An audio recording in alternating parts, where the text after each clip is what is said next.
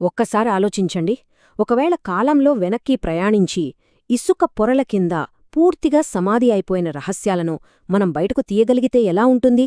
అచ్చం అలాగే చేసే ఒక అద్భుతమైన టెక్నాలజీ గురించి ఈరోజు మనం మాట్లాడుకోబోతున్నాం.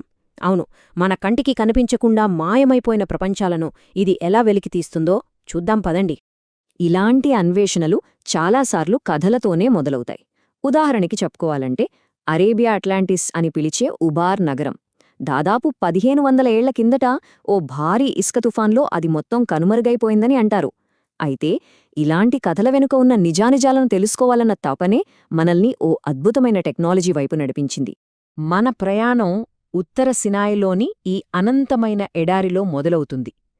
పైకి చూస్తే ఇది కేవలం ఓ ఇసుక సముద్రంలా కనిపిస్తుంది. కానీ ఒకప్పుడు ఇది ఆఫ్రికా, ఆసియా ఖండాలను కలిపే ఒక చారిత్రక వంతెన. పురాతన సైన్యాలు, వ్యాపారులు, యాత్రికులు ఎంతోమంది నడిచిన దారులు ఇప్పుడు ఈ ఇసుక కింద శాశ్వతంగా సమాధి అయిపోయాయి. అయితే ఇక్కడే అసలు సమస్య వస్తోంది. కంటికి కనిపించకుండా వేల ఏళ్లుగా ఇసుక కింద కూరుకుపోయిన ఈ నిర్మాణాలను కనుగొనడం ఎలా? మామూలు పద్ధతులతో ఇది దాదాపు అసాధ్యం. కాని మన దగ్గర ఒక ప్రత్యేకమైన మార్గముంది.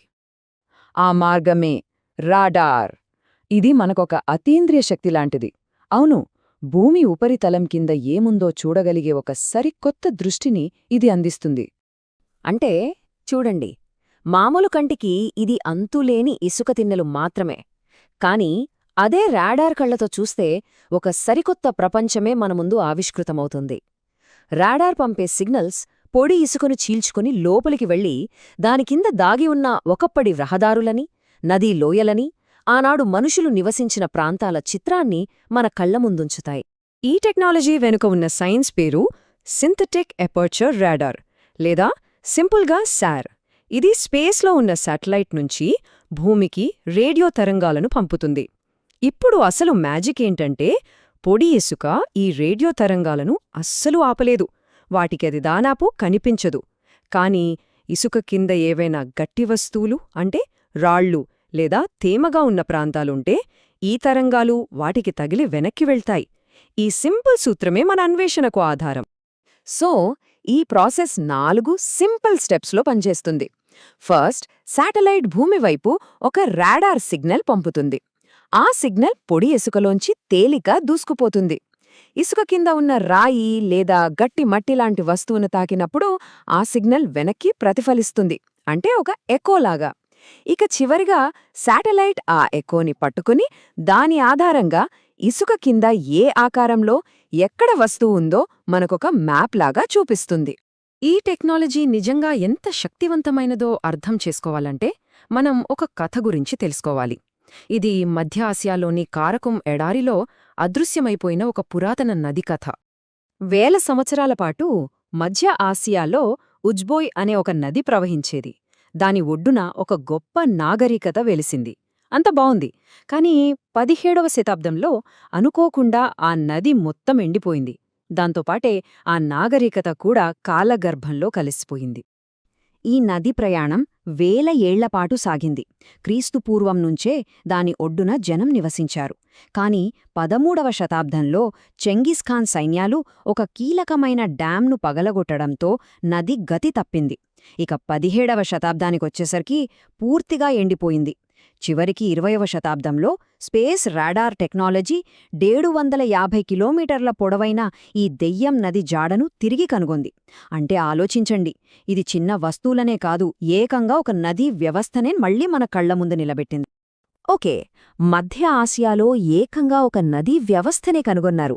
అది చాలా పెద్ద విషయం. కాని ఇప్పుడు ఈ టెక్నాలజీని ఇంకా సూక్ష్మమైన వివరాలను వెలికితీయడానికి వాడుతున్నారు. ఆ వివరాలు తెలుసుకోవడానికి మనం మళ్ళీ సినాయ్ ఎడారికి వెళ్దాం. ఇక్కడ పరిశోధకులు ఇంకా స్మార్ట్గా పనిచేస్తున్నారు. వాళ్లు రాడార్ చిత్రాలను విశ్లేషించడానికి ఆర్టిఫిషియల్ ఇంటెలిజెన్స్ అల్గరిథమ్స్ వాడుతున్నారు. ఎందుకంటే ఎప్పుడూ కదిలే ఇసుకతో పోలిస్తే దాని కింద ఉన్న పురాతన రహదారి లేదా గోడ చాలా స్థిరంగా ఉంటుంది కదా. ఈ అల్గరిథమ్స్ రాడార్ డేటాలో అలాంటి స్థిరమైన సరళ రేఖలను ఆటోమేటిక్గా గుర్తిస్తాయి. దీనివల్ల పురావస్తు శాస్త్రవేత్తలకు ఎక్కడ తవ్వాలో ఖచ్చితంగా తెలుస్తుంది. ఇది వారి సమయాన్ని, వనరులను ఎంతగానో ఆదా చేస్తుంది. సరే, ఈ రాడార్ చిత్రాలను అర్థం చేసుకోవడానికి 2 విషయాలు ముఖ్యం. రాడార్ సిగ్నల్ గట్టిగా, బలంగా వెనక్కి వస్తే దాన్ని హై బ్యాక్ స్కాటర్ అంటారు. ఇది చిత్రంలో ప్రకాశవంతంగా కనిపిస్తుంది. దాని అర్థం అక్కడ ఇసుక కింద రాయి, గోడ లేదా గట్టి రహదారి లాంటిది ఉందని. ఒకవేళ సిగ్నల్ బలహీనంగా వస్తే దాన్ని లో బ్యాక్ స్కాటర్ అంటారు. ఇది ముదురు రంగులో కనిపిస్తుంది. అంటే ఒకప్పుడు అక్కడ నీటితో చుట్టుముట్టబడిన పొడి నేల ఉండేదని ఇది సూచిస్తుంది. అయితే అసలు విషయం ఏంటంటే, ఈ అన్వేషణ కేవలం భూమి మీద ఉన్న ఇస్కేడార్లతోనే ఆగిపోలేదు. ఇక్కడ మనం నేర్చుకున్న పాఠాలు మనల్ని సౌరవ్యవస్థలోని ఇతర ప్రపంచాలకు తీసుకువెళ్తున్నాయి.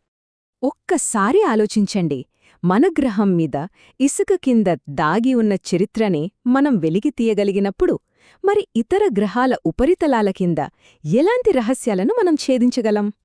ఆ ప్రశ్నకు సమాధానం మనల్ని అంగారక గ్రహం అంటే మార్స్ వైపు తీసుకెళ్తుంది. ఆశ్చర్యంగా మార్స్ మీద ఉన్న ఒక లోయకు ఉజ్బోయ్ వ్యాలిస్ అని పేరు పెట్టారు. అవును, భూమిపై రాడార్ ద్వారా మనం కనుగొన్న ఆ దెయ్యం నదికి గౌరవంగా ఈ పేరు పెట్టారు. ఎందుకంటే మార్స్ మీద కూడా ఒకప్పుడు నదులు ప్రవహించాయని ఆధారాలు ఉన్నాయి.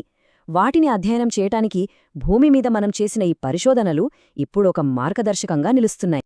అంతిమంగా మనం ఇసుక కింద చూస్తున్నప్పుడు కేవలం పాతరాళ్లను, రహదారులను చూడటం లేదు. మనం కోల్పోయిన నాగరికతల కథలను, అదృశ్యమైన నదుల జాడలను చూస్తున్నాం. మన ప్రపంచం నుండి ఇతర ప్రపంచాలకు విస్తరించే జ్ఞానాన్ని సంపాదిస్తున్నాం. ఇప్పుడు ప్రశ్న ఒక్కటే, మన కంటికి కనిపించకుండా కాలం తనలో దాచిపెట్టినింకెన్ని చరిత్రలు వెలికి తీయబడటానికి వేచి ఉన్నాయి?